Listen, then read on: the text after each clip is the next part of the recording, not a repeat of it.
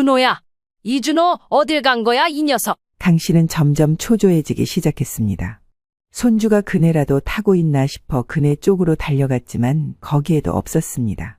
모래사장에도 미끄럼틀에도 놀이기구 주변에도 손주의 모습은 보이지 않았습니다. 강 씨는 점점 불안해지며 그러던 순간 며느리가 했던 말이 떠올랐습니다. 준호 말고 케빈이라고 불러야 애가 대답해요. 강 씨는 이를 악물고 눈을 질끈 감았다가 다시 떴습니다. 그러고는 이를 악물며 소리쳤습니다. 케빈아? 어디 갔어? 케빈? 하지만 이상했습니다. 입에서 자연스럽게 나오지 않는 이름이었습니다. 입에 배지 않은 낯선 이름을 부르니 마치 자기 손주가 아닌 다른 아이를 부르는 것 같은 기분이 들었습니다. 강 씨는 다시 한번 외쳤습니다. 준호야. 아니, 케빈아? 아이 참. 아니, 준호야? 사람들이 수군거리며 쳐다보았습니다. 아이를 잃어버려 허둥대는 모습을 보며 몇몇 엄마들이 다가와 무슨 일이냐고 물었습니다. 하지만 강 씨는 지금 그런 걸 신경 쓸 겨를이 없었습니다. 그때 며느리에게서 전화가 걸려왔습니다. 강 씨는 다급하게 전화를 받으며 소리쳤습니다.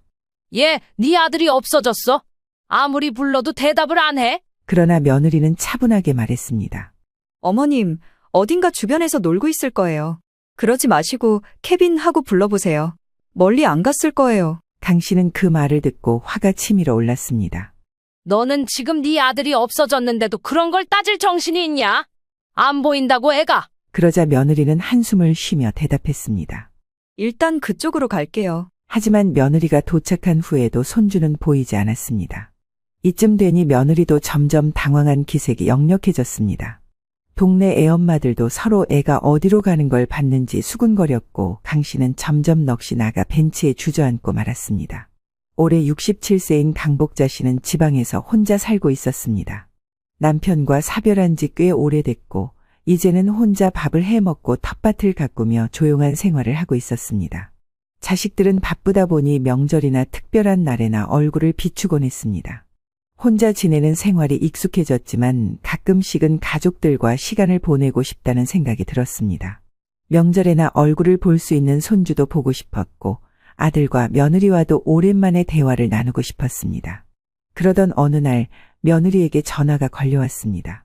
어머님, 저희 이번에 드디어 새 아파트로 이사했어요. 며느리는 들뜬 목소리로 말했습니다. 학군도 좋고 단지도 깨끗해서 너무 만족스러워요. 어머님도 한번 올라오셔서 구경하고 손주도 보고 가세요. 강 씨는 며느리의 말을 듣고 반가운 마음이 들었습니다. 자주 보지 못하는 손주를 볼 기회라는 생각에 기분이 좋아졌습니다. 게다가 며느리가 먼저 초대까지 하는 걸 보니 자신을 반갑게 맞아줄 것 같다는 생각도 들었습니다. 그래, 새로 이사한 곳도 보고 손주도 좀 돌봐주고 오면 좋겠네. 강 씨는 곧바로 가기로 결정했습니다. 마침 아들도 해외 출장을 가게 되어 한동안 집을 비운다고 했습니다. 며느리는 복직을 준비하고 있었고 손주를 돌봐줄 사람이 필요해 보였습니다. 강 씨는 며느리가 대놓고 부탁하지는 않았지만 자신을 의지하고 있다는 생각이 들었습니다. 손주를 봐줄 사람이 필요한데 시어머니인 자신을 초대한 것이라면 분명 믿고 의지하는 마음이 있었을 것입니다. 강 씨는 손주를 보러 가는 길이니 기쁜 마음도 있었지만 새 아파트에 대한 호기심도 컸습니다. 그래, 요즘 신축 아파트는 얼마나 좋길래 그렇게 자랑하는 거야? 강 씨는 이사한 곳이 어떤 곳인지 궁금했습니다. TV에서나 보던 최신식 아파트는 어떤 모습일까? 요즘 아파트들은 편의시설도 잘 되어 있다고 하니 직접 가서 구경해 보고 싶다는 생각이 들었습니다. 며칠 후 강 씨는 짐을 꾸리고 서울로 향했습니다. 오랜만에 먼 길을 나서니 피곤하기도 했지만 손주를 볼 생각에 마음이 들떴습니다. 기차에 앉아 창밖을 바라보며 이런저런 생각을 하다 보니 어느새 서울에 도착했습니다. 서울역에 도착한 강 씨는 택시를 타고 며느리네 새 아파트로 향했습니다. 창밖을 보니 커다란 신축 아파트 단지들이 끝도 없이 이어져 있었습니다. 강 씨는 택시 기사에게 말을 걸었습니다. 요즘 아파트는 참 크네요. 택시 기사는 고개를 끄덕이며 대답했습니다. 네, 요즘은 다 이렇게 대단지로 짓죠. 여기 단지만 해도 수천 세대 될 겁니다. 강 씨는 창밖을 바라보며 감탄했습니다. 하지만 막상 도착하고 보니 건물들이 죄다 비슷하게 생겼기를 찾기가 쉽지 않았습니다. 어디로 가야 하는 거야? 강 씨는 짐 가방을 들고 단지를 둘러보며 걸었습니다. 입구 안내판이 있긴 했지만 온통 영어로 적혀 있어 어디가 어디인지 감이 잡히지 않았습니다. 커뮤니티 라운지, 피트니스 센터, 키즈 플레이존 같은 단어들이 낯설게 느껴졌습니다. 건물 번호를 확인하려 했지만 영어 이름으로 표기된 건물이 많아 헷갈릴 수밖에 없었습니다. 강 씨는 주위를 둘러보며 어렵사리 경비실을 찾아갔습니다. 저 백이동이 어디예요? 경비원이 손짓하며 방향을 알려줬지만 처음 와본 사람에게는 여전히 복잡한 길이었습니다. 강 씨는 짐을 끌고 땀을 닦아가며 겨우겨우 건물을 찾아갔습니다. 강 씨는 며느리에게 전화를 걸었습니다. 나 도착했어. 어디로 가면 돼? 하지만 며느리는 가볍게 대답했습니다. 어머님, 엘리베이터 타고 23층으로 올라오시면 돼요. 강 씨는 순간 당황했습니다. 아니, 오라고 했으면 지가 내려와서 데려가야 하는 거 아니야? 강 씨는 짐도 많은데 그냥 올라오라는 말에 조금 서운한 마음이 들었습니다. 일단은 며느리를 이해해보자고 맘먹고 다시 짐을 정리하고 엘리베이터를 찾았습니다. 강 씨는 엘리베이터 앞에서 잠시 망설였습니다. 버튼이 온통 터치스크린이었고 출입카드를 찍어야만 올라갈 수 있는 구조였습니다. 아니, 그냥 누르면 올라가는 게 아니었어? 강 씨는 당황해서 주위를 둘러보았습니다. 다행히 출입하는 주민이 있어서 엘리베이터를 같이 타고 올라갈 수 있었습니다. 층수를 확인한 뒤 도착해서 초인종을 눌렀습니다. 문이 열리자마자 며느리가 반갑게 맞이했습니다. 어머님, 오시느라 고생 많으셨어요. 강 씨는 집 안을 둘러보며 감탄했습니다. 새 집이라 그런지 내부가 반짝반짝 빛났고 인테리어도 깔끔했습니다. 거실에는 넓은 창이 있어 바깥 풍경이 훤히 내려다 보였고 곳곳에 고급스러운 가구와 장식품들이 자리 잡고 있었습니다. 확실히 신식 아파트답다는 생각이 들었습니다. 집이 참 좋네. 강 씨가 무심코 말하자 며느리는 웃으며 고개를 끄덕였습니다. 네, 신경 많이 썼어요.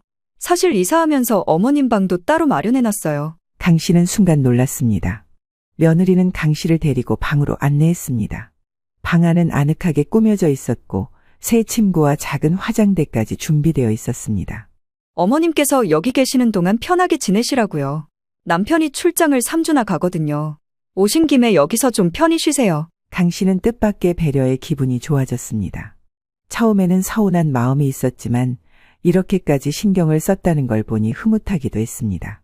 며느리가 이렇게까지 준비할 줄은 몰랐습니다. 그런데 가볍게 차를 마시던 중 며느리는 조심스럽게 말을 꺼냈습니다. 어머님, 이제 저도 복직하려고 해요. 그래? 잘 생각했네. 며느리는 고개를 끄덕였습니다. 집 대출도 많고 저도 이제 일을 다시 시작해야겠더라고요. 그런데 아이를 키우는 게 참 쉽지가 않네요. 강 씨는 며느리의 고민을 이해했습니다. 요즘 맞벌이 부부가 많다 보니 육아와 일을 병행하는 게 쉽지 않을 거라는 걸 알고 있었습니다. 며느리는 잠시 뜸을 들이더니 다시 말을 이었습니다. 그래서 저도 어머님처럼 제 아들도 잘 키워보려고 해요. 강 씨는 며느리의 말을 듣고 마음이 따뜻해졌습니다. 자신도 젊은 시절 아이들을 키우면서 고생을 많이 했습니다. 아이고, 그 말은 아주 고맙네. 며느리는 미소를 지으며 말을 이어갔습니다. 사실 단지 앞에 비싼 영어 유치원이 있는데 어렵게 등록했어요. 경쟁률이 엄청났거든요. 그랬구나. 요즘은 유치원 들어가는 것도 쉽지가 않다더라. 네, 정말 힘들었어요. 그래도 애를 제대로 키우려면 이런 교육이 필요하다고 생각했어요. 강 씨는 며느리의 생각에 공감했습니다. 자식 키우는 부모라면 누구나 최선을 다하려는 마음을 가질 것입니다. 어머님, 제가 복직 준비하는 동안 몇 주간만 잠깐 봐주시면 돼요. 다른 건 신경 쓰지 마시고 그냥 편하게 계시면서 아이랑 놀아주세요. 강 씨는 손주를 돌보는 일이야 당연히 해야 할 일이라고 생각했습니다. 그래, 알겠다. 내가 도와줄 테니까 복직 준비 열심히 해. 그렇게 강 씨는 며느리와 함께 차를 마시며 이런저런 이야기를 나누었습니다. 손주도 잘 돌보고 이렇게 좋은 신식 아파트에서 아들 며느리 덕분에 지내볼 수 있다는 것이 기분 좋았습니다. 그때까지만 해도 몇 주 뒤에 자신이 불이 나게 짐을 싸서 다시 기차를 타러 내려가게 될 것이라 상상도 못했던 것입니다. 한창 집 구경을 한 강 씨는 오후 시간이 되어 손주가 유치원 차에서 내리는 모습을 보고 반가운 마음에 활짝 웃으며 손을 내밀었습니다. 우리 준호야, 할머니 여기 왔다. 그런데 바로 옆에 있던 며느리가 웃으며 이렇게 말을 하는 것입니다. 어머님, 이제 준호 말고 케빈이라고 불러주세요. 강 씨는 순간 귀를 의심했습니다. 응? 걔, 뭐라는 거야? 뭐라고 부르라고? 며느리는 미소를 유지하며 다시 말했습니다. 어머님, 준호 아니고 케빈이라고요. 앞으로는 영어 이름으로 불러주세요. 강 씨는 어이없는 표정으로 손주를 바라보았습니다. 하지만 손주는 아무렇지도 않은 듯 멀뚱히 서 있었습니다. 아니, 버젓이 준호라는 이름이 있는데 웬 영어 이름이야? 며느리는 부드럽게 웃으며 설명했습니다. 애 교육을 위해서요, 어머님. 요즘 시대에는 영어가 필수잖아요. 어릴 때부터 영어를 자연스럽게 익히려면 한국 이름보다 영어 이름을 쓰는 게 좋아요. 저희가 케빈이라는 이름을 정했고 애도 그렇게 배우고 있어요. 강 씨는 황당해서 입을 다물지 못했습니다. 영어 교육을 한다고 이름까지 바꿔야 해. 한국애잖아, 얘는. 며느리는 자연스럽게 손주를 향해 웃으며 말을 걸었습니다. 케빈, what do you want to eat for dinner today? 손주는 자연스럽게 영어로 대답했습니다. I want spaghetti, mommy. 며느리는 고개를 끄덕이며 대답했습니다. Okay, then we'll have spaghetti tonight. 강 씨는 그 모습을 보고 어안이 벙벙해졌습니다. 이제 보니 집안 곳곳에 영어 단어 카드가 붙어 있었습니다. 의자에도 심지어 화장실에도 영어 단어가 적힌 종이가 붙어 있었습니다. 강 씨는 기분이 점점 이상해졌습니다. 나는 내 아들 키울 때 이렇게 안 해도 대학 잘 가서 지금 미국 출장도 가 있잖냐? 며느리는 웃으며 고개를 저었습니다. 그때랑 지금은 다르죠, 어머님.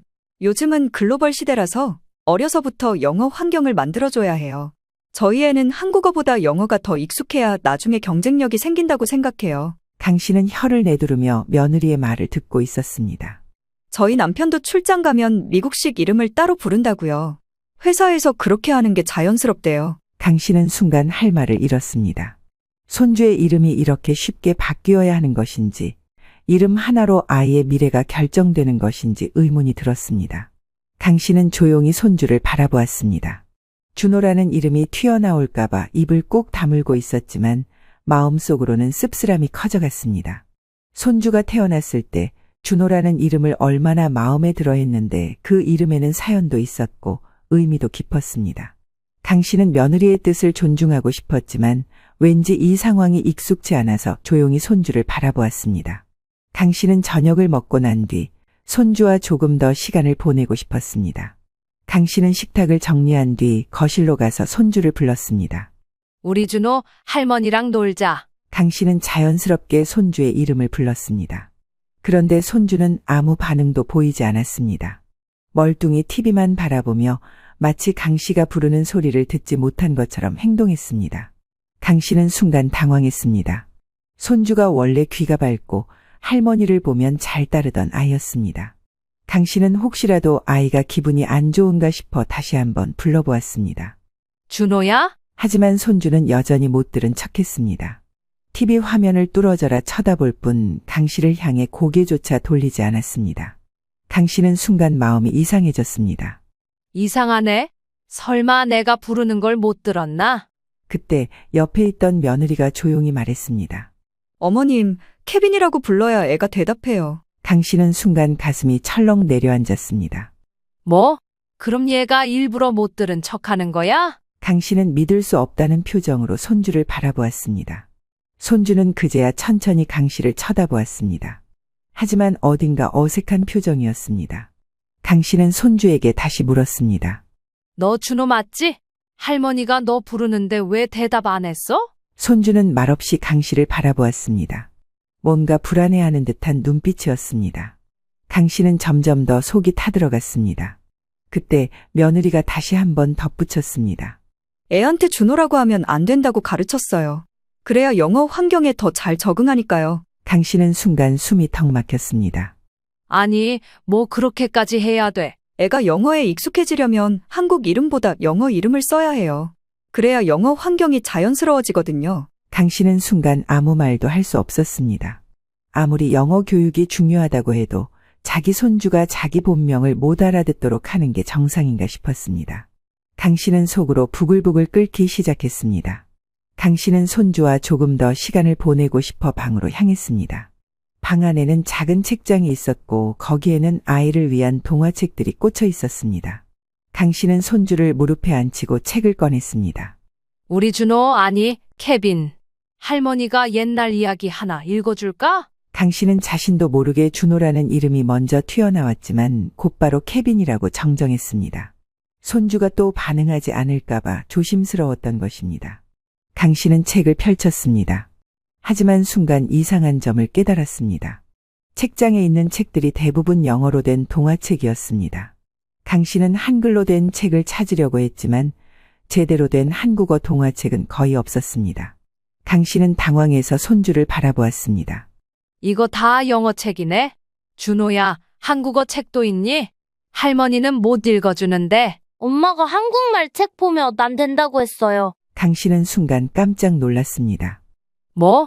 한국말 책 보면 안 된다고? 손주는 머뭇거리면서 다시 말했습니다. 엄마가 영어 책만 읽어야 한다고 했어요. 강 씨는 손주를 바라보다가 천천히 책을 덮었습니다. 그리고 자리에서 일어나 며느리를 찾았습니다. 너 준호한테 한국어 책도 못 읽게 한다며? 며느리는 여전히 담담한 표정으로 대답했습니다.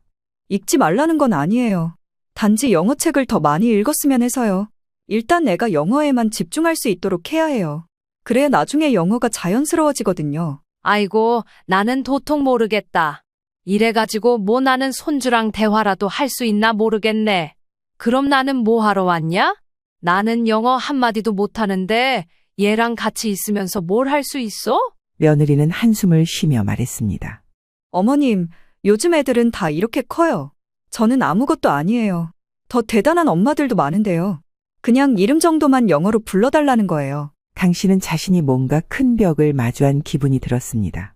아무리 손주를 위해서라고 해도 이렇게까지 한국어를 배제하고 영어만 사용하도록 가르치는 것이 맞는 것인지 도무지 이해가 되지 않았습니다. 어차피 한국어는 자기 나라 말이고 언제 어디서건 자연스럽게 배우게 돼 있어요. 영어로 귀와 입이 트이게 만들어주고 싶어요, 어머니. 강 씨는 그 말을 듣고 속이 터질 것 같았습니다. 아니, 자연스럽게 배우긴 뭘 자연스럽게 배워? 자기 이름을 불러도 대답도 안 하는데? 강 씨는 손주를 바라보았습니다. 손주는 여전히 아무렇지 않게 며느리 옆에서 장난감을 가지고 놀고 있었습니다. 하지만 강 씨는 손주의 표정을 보면서 어쩐지 가슴이 답답해졌습니다. 그리고 그날 밤 잠을 이루지 못했습니다. 이렇게 키워도 괜찮을까 하는 걱정이 머릿속에서 떠나지 않았습니다. 다음 날 아침 강 씨는 식사를 준비하며 손주를 불렀습니다. 준호, 아니 케빈, 밥 먹자. 하지만 손주는 방에서 나오지 않았습니다. 강 씨는 다시 한번 불렀습니다. 왠지 모르게 영어 이름은 도무지 입에 배지 않았고 며느리는 씻으러 들어갔고 국 끓이고 숟가락 놓느라 바쁜데 일일이 신경 써서 부르기도 번거로웠습니다. 아이고 모르겠다. 준호야, 얼른 나와라. 나와서 밥 먹어야지. 하지만 여전히 아무 대답도 없었습니다. 이 녀석 자는 건가? 강 씨는 방문을 슬쩍 열어보았습니다. 그런데 손주는 이미 일어나 장난감을 가지고 놀고 있었습니다. 강 씨는 순간 기분이 묘해졌습니다. 내가 2번씩이나 불렀는데 못 들은 게 아닐 텐데. 이번에는 조금 더 크게 불렀습니다. 이준호, 당장 안 나와? 그러자 손주가 그제야 흠칫 놀라며 고개를 들었습니다. 그 순간 뒤에서 며느리가 욕실에서 나오며 강 씨를 바라보았습니다. 어머님, 왜 그러세요? 뭐 불편한 거 있으세요? 강 씨는 며느리의 표정을 보고 순간 말을 멈췄습니다. 며느리의 얼굴에는 살짝 불편한 기색이 스쳐 지나갔습니다. 아니, 그냥 아침밥 먹자고 부른 건데. 강 씨는 아무렇지 않은 척하며 식탁으로 돌아갔습니다. 하지만 며느리는 여전히 표정이 굳어 있었고 손주는 식탁에 앉아도 한동안 어색한 표정으로 강 씨를 힐끗힐끗 쳐다보았습니다. 강 씨는 왠지 이 분위기가 편치 않았고 이제 겨우 하루 지났을 뿐인데 이런 상황이 버겁게 느껴졌습니다. 어제만 해도 왔을 때는 너무 좋았는데 왠지 처음 온 집처럼 낯설게 느껴지는 겁니다. 이후로 강 씨는 손주를 영어 유치원에 보낸 후 오후쯤 하원한 손주를 데리고 놀이터로 나갔습니다. 며느리는 복직 준비로 이것저것 서류를 떼러 나갔고 강 씨는 혼자 손주를 돌보고 있었습니다. 강 씨는 손주와 함께 모래사장에서 놀면서 주변을 둘러보았습니다. 아이들이 뛰어다니며 노는 모습을 보니 기분이 한결 나아졌습니다. 손주도 미끄럼틀을 타며 신나게 웃고 있었습니다. 그러던 중 며느리에게서 전화가 걸려왔습니다. 어머님, 어디 계세요? 놀이터에 나와 있어. 아, 마트에 왔는데 뭐 필요한 거 없으세요? 강 씨는 아침에 밥을 차리면서 뭔가 부족했던 게 있었는지 곰곰이 생각했습니다. 그러고는 말했습니다. 계란이랑 오이, 당근만 좀 사와라. 준호, 아니, 케빈이가 좋아하는 김밥이나 하나 싸주려고. 그러자 며느리는 알겠다고 대답한 후 전화를 끊었습니다. 강 씨는 휴대전화를 내려놓고 한숨을 내쉬었습니다. 이게 뭐 하는 짓인가? 그놈의 케빈. 아이고, 참. 노인네한테 뭘 시키는 거람. 강 씨는 주변을 둘러보았습니다. 조금 전까지 손주와 함께 인사하던 아이들과 젊은 엄마들이 어렴풋이 보였습니다. 손주는 미끄럼틀을 타고 내려오고 있었고 다른 아이들도 신나게 놀고 있었습니다. 그 옆에서 엄마들은 삼삼오오 모여 담소를 나누고 있었습니다. 같은 영어 유치원에 다닌다고 하더니 정작 이 엄마들은 굳이 자기 아이들에게 영어 이름을 부르며 집착하는 것 같지는 않았습니다. 강 씨는 그 모습을 보며 속으로 생각했습니다. 괜히 내 며느리만 유난인가 보네. 그러다가 옆에 있던 젊은 엄마에게 말을 걸어보려고 했습니다. 다들 이렇게 영어 이름을 붙여서 부르느냐고 물어보려던 찰나 순간적으로 손주의 위치를 확인하려고 눈을 돌렸습니다. 그런데 손주가 보이지 않았습니다. 강 씨는 순간적으로 당황했습니다. 방금 전까지만 해도 미끄럼틀을 타고 내려오는 모습을 봤는데 갑자기 사라진 것이었습니다. 혹시나 다른 곳으로 이동했을까 싶어 다시 주변을 살펴보았지만 어디에도 손주의 모습이 보이지 않았습니다. 강 씨는 다급하게 손주의 이름을 불렀습니다. 준호야? 준호 어디 갔어? 하지만 아무런 대답도 들리지 않았습니다. 강 씨는 점점 초조해지기 시작했습니다. 손주가 그네라도 타고 있나 싶어 그네 쪽으로 달려갔지만 거기에도 없었습니다. 모래사장에도 미끄럼틀에도 놀이기구 주변에도 손주의 모습은 보이지 않았습니다. 강 씨는 점점 불안해지며 소리를 높였습니다. 준호야, 어디 갔어? 이 녀석아. 그러던 순간 며느리가 했던 말이 떠올랐습니다. 케빈이라고 불러야 애가 대답해요. 강 씨는 이를 악물고 눈을 질끈 감았다가 다시 떴습니다. 그러고는 이를 악물며 소리쳤습니다. 케빈아? 케빈, 어디 갔어? 하지만 이상했습니다. 입에서 자연스럽게 나오지 않는 이름이었습니다. 입에 배지 않은 낯선 이름을 부르니 마치 자기 손주가 아닌 다른 아이를 부르는 것 같은 기분이 들었습니다. 강 씨는 다시 한번 외쳤습니다. 준호야? 아니, 케빈아. 아이 참. 아니, 준호야? 사람들이 수군거리며 쳐다보았습니다. 아이를 잃어버려 허둥대는 모습을 보며 몇몇 엄마들이 다가와 무슨 일이냐고 물었습니다. 하지만 강 씨는 지금 그런 걸 신경 쓸 겨를이 없었습니다. 그때 며느리에게서 전화가 걸려왔습니다. 강 씨는 다급하게 전화를 받으며 소리쳤습니다. 얘, 네 아들이 없어졌어. 아무리 불러도 대답을 안 해. 그러나 며느리는 차분하게 말했습니다. 어머님, 어딘가 주변에서 놀고 있을 거예요. 그러지 마시고 케빈 하고 불러보세요. 멀리 안 갔을 거예요. 강 씨는 그 말을 듣고 화가 치밀어 올랐습니다. 너는 지금 네 아들이 없어졌는데도 그런 걸 따질 정신이 있냐? 안 보인다고 애가. 그러자 며느리는 한숨을 쉬며 대답했습니다. 일단 그쪽으로 갈게요. 하지만 며느리가 도착한 후에도 손주는 보이지 않았습니다. 이쯤 되니 며느리도 점점 당황한 기색이 역력해졌습니다. 동네 애엄마들도 서로 애가 어디로 가는 걸 봤는지 수군거렸고 강 씨는 점점 넋이 나가 벤치에 주저앉고 말았습니다. 그러던 차에 갑자기 한 애엄마가 멀리서 뛰어오며 외쳤습니다. 저기, 할머니. 여기 있어요. 여기 안쪽 숲속 도서관에서 놀고 있었나 봐요. 강 씨는 놀란 가슴을 쓸어내리며 황급히 뛰어갔습니다. 그리고 도서관 앞에서 책을 들고 앉아있는 손주의 모습을 발견했습니다. 아이고, 준호야. 강 씨는 손주를 와락 끌어안으며 눈을 질끈 감았습니다. 가슴이 쿵쾅거리고 숨이 가빠졌습니다. 순간적으로 식은땀이 흐르며 다리가 후들거렸습니다. 준호 이 녀석? 할미한테 말도 안 하고 가면 어떡해? 할미가 얼마나 걱정했는지 알아. 손주는 강 씨의 품에 안겨 어리둥절한 얼굴로 가만히 있었습니다. 그러자 며느리가 옆에서 한숨을 쉬며 말했습니다. 어머니, 그것 보세요. 멀리 안 갔을 거라고 말씀드렸잖아요. 그리고 케빈이라고 부르셨으면 금방 찾으셨을 텐데요. 강 씨는 며느리의 말을 듣고 도저히 참을 수가 없었습니다. 손주를 한참 찾느라 가슴이 철렁 내려앉았는데 이제야 겨우 찾고 안도하는 순간에도 며느리는 여전히 영어 이름 운운하고 있었습니다. 뭐야? 너는 지금도 이런 말이 나오냐? 강 씨는 홧김에 며느리의 이마를 툭 쳤습니다. 손을 너무 세게 뻗은 것도 아니었는데 며느리는 깜짝 놀라며 눈을 크게 뜨고는 얼굴이 새빨개졌습니다. 며느리는 순간 당황한 듯한 표정으로 주위를 둘러보았습니다. 놀이터에 있던 동네 엄마들도 갑작스러운 상황에 눈을 크게 뜨고 지켜보고 있었습니다. 네가 자꾸 그놈의 영어 이름 고집해서 불러대니 애가 이랬다 저랬다. 이게 뭔지 저게 뭔지 모르고 내가 불러도 대답도 안 하고 찾기도 힘들지. 케빈인지 뭐식인지 그만 좀 해. 강 씨는 속에 쌓였던 울분을 한꺼번에 쏟아냈습니다. 너무 놀란 며느리는 아무 말도 하지 못하고 입술만 꼭 다물었습니다. 얼굴은 점점 더 붉어졌고 동네 엄마들이 조용히 웅성거리기 시작했습니다. 어머, 집에서 정도야 그냥 평범하게 불러도 되는데, 준호 엄마?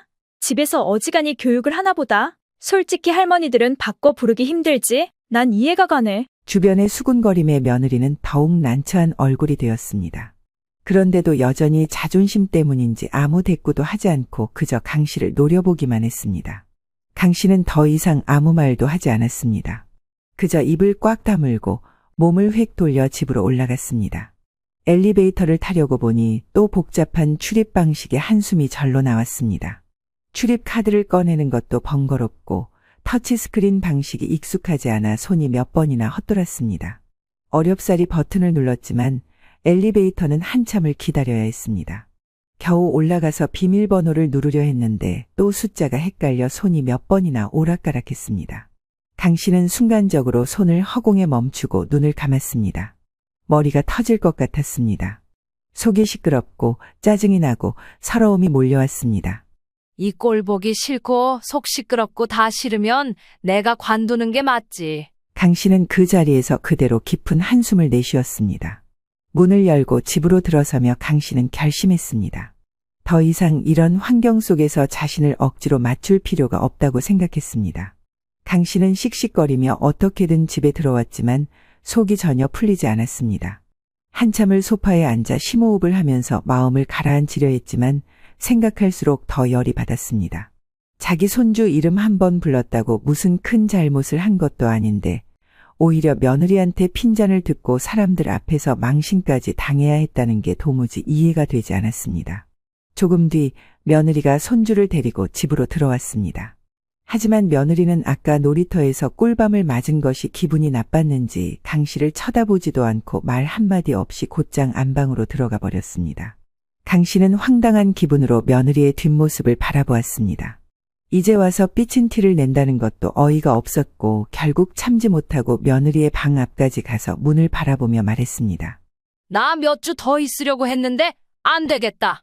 아니 손주 봐달라고 사람을 불러놓고 이름도 못 부르게 하면 어쩌자는 거야? 너가 알아서 해라. 난 내일 내려갈 거야. 강 씨는 더 이상 참을 수 없었습니다. 도저히 이런 상황에서 손주를 봐주면서까지 참아야 할 이유를 찾을 수가 없었습니다. 괜히 손주 때문에 마음 쓰고 며느리 눈치 보고 불편한 생활을 이어가는 게 무슨 의미가 있나 싶었습니다. 그러다 몇 분 후 문이 조용히 열리며 며느리가 나왔습니다. 표정은 여전히 무뚝뚝했지만 한숨을 쉬며 조용히 말을 꺼냈습니다. 제가 그렇게 대단한 부탁을 드린 것도 아니고 오늘 일은 그냥 해프닝 중 하나잖아요.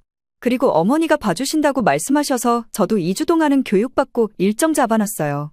저도 조심할 테니까 기분 푸세요. 강 씨는 며느리의 말을 듣고도 여전히 분이 풀리지 않았습니다. 하지만 곰곰이 생각해보니 결국 손주는 아들과 며느리의 자식이고 자신이 아무리 속이 상해도 손주를 두고 나갈 수는 없었습니다. 게다가 며느리가 이렇게라도 양보하는 모습을 보이는 이상 본인이 먼저 감정을 폭발시키는 것도 좋지 않을 것 같았습니다. 강 씨는 한숨을 깊게 내쉬며 자리에서 일어났습니다. 그래, 알았다. 대신 나도 더 이상 이 문제로 불편하게 하고 싶지는 않으니까 알아서 잘해라. 강 씨는 결국 내려가겠다는 결정을 철회했습니다. 하지만 그렇다고 해서 이 일을 그냥 넘길 생각도 없었습니다. 이대로 가만히 참아 넘기기에는 속이 너무 쓰렸고 며느리도 단순히 말로만 양보하는 것이지 근본적인 태도가 바뀔 것 같지는 않았습니다. 강 씨는 다시 한 번 속으로 결심했습니다. 좋아, 글로벌하게 가보자. 그렇게 마음을 다잡은 강씨는 다음날 아침 새로운 각오로 하루를 시작하기로 했습니다. 아침밥을 준비하는 동안 며느리는 여전히 어딘가 떨떠름한 표정으로 부엌을 서성이며 강씨와 함께 식사를 준비했습니다. 어제 있었던 일이 껄끄러운지 말을 아끼는 듯했습니다. 강씨도 일부러 별말 없이 아침을 차렸습니다. 밥상이 차려지고 두 사람은 나란히 자리에 앉았습니다. 강씨는 묵묵히 밥을 떠먹으며 때를 기다렸습니다. 그리고 적당한 순간이 오자 드디어 입을 열었습니다. 나도 영어 이름 하나 지었다. 강씨의 말에 며느리는 깜짝 놀라 숟가락을 손에서 놓쳤습니다. 쩔그렁 숟가락이 밥그릇에 부딪히며 작은 소리를 냈습니다. 네? 뭐라고요? 무슨 말씀이세요, 어머니? 며느리는 너무 놀란 듯 강씨를 멍한 눈으로 바라보았습니다. 강씨는 태연하게 말을 이었습니다. 글로벌 시대잖아. 손주도 케빈이라고 부르는 시대인데 할머니도 영어 이름으로 불려야 하지 않겠냐? 이제 나도 글로벌하게 가보려고. 며느리는 입을 꼭 다문 채 강씨를 바라보다가 조심스레 물었습니다. 그게 무슨 뜻이에요, 어머니? 강씨는 씩 웃으며 숟가락을 내려놓고 말했습니다. 나는 스칼렛 오하라. 예전부터 좋아했던 영화 있잖아. 바람과 함께 사라지다. 거기 나오는 여주인공 이름이야. 이제부터 나를 스칼렛이라고 불러. 며느리는 강씨의 말을 듣고 믿을 수 없다는 듯 멍하니 3초 정도 강씨를 바라보았습니다. 그러다 다시 숟가락을 들고 밥을 떠먹기 시작했습니다. 하지만 표정은 어딘가 어색했고 한 입 한 입 넘기는 게 불편해 보였습니다. 조심스럽게 입을 연 며느리는 강씨를 설득하려는 듯 말했습니다. 저기 어머니, 그러지 마세요. 어제 일은 제가 사과도 드렸잖아요. 누가 뭐래? 나도 이렇게 해보고 싶어. 이런 때 아니면 언제 해보겠냐? 누가 나를 스칼렛이라고 불러주겠어? 강씨는 일부러 아무렇지도 않은 듯 웃으며 말을 이어갔습니다. 너도 영어 이름 하나 지어줄까? 며느리는 갑자기 표정을 굳히더니 황급히 손을 내저었습니다. 아니, 저는 됐어요. 진짜 그만하세요. 하지만 강씨는 멈추지 않았습니다. 손주를 바라보며 부드러운 목소리로 말을 걸었습니다. 헤이, 케빈. 나는 스칼렛. 알았어? 너의 할머니 스칼렛이야. 이제 그렇게 불러. 손주는 잠시 강씨를 빤히 바라보더니 고개를 갸웃거리며 천천히 되뇌었습니다. 스칼렛? 그래, 스칼렛. 강씨는 흐뭇한 표정으로 손주를 바라보았습니다. 그러나 그 순간 맞은편에 앉아있던 며느리는 불편한 얼굴로 밥을 먹고 있었습니다. 말은 하지 않았지만 표정만 봐도 불만이 가득한 것이 느껴졌습니다. 그렇게 어색한 분위기 속에서 아침 식사가 끝났습니다. 며느리는 특별히 더 말하지 않았지만 밥을 다 먹자마자 조용히 자리에서 일어나 식탁을 정리하기 시작했습니다. 강씨는 평소처럼 아침에 손주를 유치원에 보내고 난 뒤 집에서 조용히 시간을 보냈습니다. 며느리는 아침 식사 후 복직 교육을 받으러 나갔고 강씨는 집안일을 하며 오후까지 시간을 보냈습니다. 오후가 되자 유치원에 가서 손주를 데리고 왔고 간단한 간식을 챙겨 먹으며 시간을 보내고 있었습니다. 그렇게 손주와 함께 웃으며 시간을 보내던 중 현관문이 열리는 소리가 들렸습니다. 며느리가 교육을 마치고 돌아온 것이었습니다. 문이 열리자마자 강씨는 기다렸다는 듯이 입을 열었습니다. 그래, 빅토리아 왔냐? 강씨의 말에 며느리는 멈칫하며 문 앞에서 굳어버렸습니다. 얼굴에는 물음표가 한가득 떠오른 듯했고 동시에 눈썹이 찌푸려졌습니다. 어머니, 저한테 장난치시는 거죠? 며느리는 어이없다는 표정으로 강씨를 바라보았습니다. 하지만 강씨는 태연한 얼굴로 계속 말을 이어갔습니다. 이제 너 빅토리아라고 부르려고 해. 이 집에서 케빈이랑 나도 스칼렛인데 너는 박미경이면 좀 이상하잖아. 강씨는 이 말을 하면서도 스스로 너무 웃겨서 웃음이 튀어나올 뻔했지만 꾹 참았습니다. 며느리의 반응이 기대되는 순간이기도 했습니다. 이준호가 케빈이고 나는 강스칼렛이고 너는 박빅토리아 하자. 어머니, 진짜 저한테 왜 그러세요? 며느리는 당황스러운 듯 한숨을 쉬며 강씨를 바라보았습니다. 하지만 강씨는 진지한 표정으로 계속 말을 이어갔습니다. 아니면 이름을 좀 골라볼래? 네 말 듣고 나도 옛날 추억 생각하면서 몇 개 골라봤어. 후보가 몇 개 있다. 강씨는 손주를 바라보며 손뼉을 쳤습니다. 자, 케빈. 같이 스칼렛이랑 네 엄마 이름 골라보자. 티파니, 빅토리아, 바바라. 이 세 가지 중에 어때? 너도 한번 골라봐. 강 씨가 일부러 밝은 목소리로 말하자 손주는 장난스럽게 깔깔거리며 웃었습니다. 하지만 며느리는 인상을 찌푸리더니 결국 아무 말도 하지 않고 방으로 들어가 버렸습니다. 강 씨는 별로 신경 쓰지 않았습니다. 오히려 손주와 함께 영어 생활을 이어가기 시작했습니다. 손주는 장난이 재미있었는지 계속해서 강 씨를 스칼렛, 스칼렛 하고 부르며 깔깔거렸습니다. 강 씨도 장단을 맞추며 웃었습니다. 내일의 일은 내일 생각하자. 내일이 영어로 뭐냐, 케빈? 손주는 강 씨의 물음에 고민하더니 손가락을 입술에 가져다 대며 중얼거렸습니다. 내일? 강 씨는 장난스럽게 눈을 동그랗게 뜨며 기다렸습니다. 손주는 고민하다가도 웃으며 몰라 하고 장난을 쳤고 강 씨도 따라 웃었습니다. 그러던 어느 날 마트에서 결정적인 사건이 벌어졌습니다. 이 사건을 계기로 마침내 며느리는 강 씨 앞에 백기를 들게 되었습니다. 그날은 마침 마트에서 큰 세일이 열렸고 강 씨도 간단한 장을 보기 위해 밖으로 나왔습니다. 그런데 멀찌감치서 마트로 들어오는 며느리의 모습이 보였습니다. 강 씨는 목소리를 크게 높이며 며느리를 향해 외쳤습니다. 빅토리야! 빅토리야야! 여기 삼겹살 세일한다! 이리 와봐! 갑작스러운 외침에 마트 안에 있던 사람들의 시선이 한순간에 며느리에게로 향했습니다. 지나가던 사람들이 슬쩍 며느리를 쳐다보았고 몇몇은 속닥이며 수군거렸습니다. 며느리는 그 순간 얼굴이 화끈거려 고개를 들 수가 없었습니다. 이건 또 뭐야? 며느리는 애써 모른 척하고 그대로 지나가려 했습니다. 하지만 강 씨는 기다렸다는 듯이 성큼성큼 다가와 며느리의 팔을 붙잡았습니다. 빅토리야! 너도 빨리 와서 고기 시식해봐! 며느리는 당황하며 한 발짝 물러섰습니다. 그때 시식 코너에서 삼겹살을 굽고 있던 아주머니가 두 사람을 번갈아 보더니 어리둥절한 얼굴로 며느리에게 물었습니다. 며느님이 외국분이신가요? 며느리는 기겁하며 손을 저었습니다. 아니요. 저 한국 사람이에요. 아, 그렇구나. 난 또, 이 말을 들은 며느리는 속이 터질 것 같았습니다. 그제야 이 모든 게 강 씨의 작전이었다는 걸 깨달았지만 이미 주변에서 지켜보는 사람들이 많아 어떻게 대응해야 할지 막막했습니다. 한숨을 푹푹 쉬던 며느리는 결국 더 이상 참을 수 없었습니다.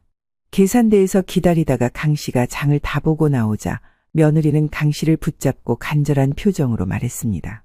어머니, 제가 잘못했어요. 그냥 준호라고 부르세요. 제발요. 강 씨는 능청스럽게 눈을 깜빡이며 되물었습니다. 왜 그래? 그냥 하던 대로 하지. 아니에요, 어머니. 그냥 제가 잘못한 것 같아요. 준호라고 부르세요. 네? 강 씨는 속으로 흐뭇한 미소를 지으며 고개를 끄덕였습니다. 결국은 이렇게 나오는구만. 며느리는 완전히 백기를 든 채 더 이상 아무 말도 하지 않았습니다. 그렇게 강 씨의 승리로 끝난 이 사건은 몇 주 뒤 해외 출장에서 돌아온 아들에게 자연스럽게 전해졌습니다. 강 씨는 전화로 신나게 이야기를 풀어놓았습니다. 네 마누라가 애 이름 가지고 생쇼를 하더라. 엄마, 뭐 그런 걸로 티격태격했어? 엄마도 엄마다. 진짜 절대 안 지려고 그렇게 똑같이 한 거야? 강 씨는 능청스럽게 웃으며 대답했습니다. 아니야. 나 네 마누라랑 잘 지내. 그 말에 아들은 며느리 눈치를 흘끗 보는 것 같더니 다시 전화로 물었습니다. 둘이 진짜 잘 지내는 거 맞지? 강 씨는 만족스럽게 미소를 지으며 고개를 끄덕였습니다. 그래, 이 정도면 잘 지내는 거지. 뭐, 나쁘진 않다. 그렇게 모든 일이 마무리되고 강 씨도 본가로 내려와 일상생활을 보내고 있습니다. 며느리는 그때의 일을 다시 언급하기 싫은지 평범한 일상들을 알려오며 꾸준하게 연락하고 있습니다. 강 씨 역시 하나의 해프닝이었다고 생각하며 본인 앞에 놓여진 하루에 충실하며 잘 살아가고 있습니다.